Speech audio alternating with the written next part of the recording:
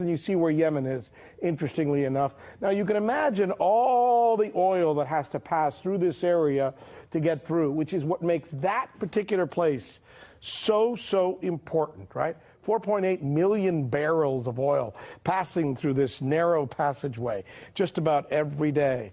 And now we're told the real reason for the war in Yemen is a religious conflict between Shia Houthis and the Sunnis, or the Saudis, or some other part, when in actuality, it's all about the oil. Here is our correspondent, Michelle Greenstein, with more. Now, unsurprisingly, one of Washington's strategic objectives is to maintain control over any major seaway, and Bab el-Mandeb is designated by the U.S. Department of Energy as a major oil transit choke point. But here's where it gets interesting.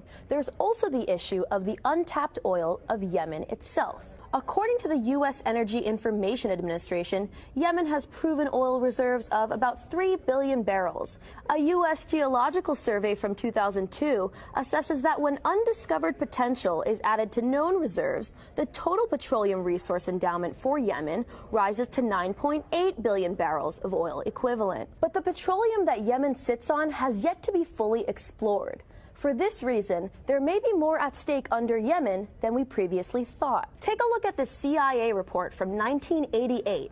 Although it's filled with redactions and was only declassified in part, it suggests that South Yemen alone, which was its own country at the time, has an oil potential of 5 billion barrels. Not only does the CIA write that South Yemen's potential recoverable oil resources could be considerably larger than its estimate, they also write that deposits of oil and gas probably exist in the newly created neutral zone along the disputed border between North Yemen and South Yemen. According to economic expert Hassan Ali al-Saneri, the scientific research and assessments conducted by the international drilling companies show that Yemen's oil reserves are more than the combined reserves of all the Persian Gulf states.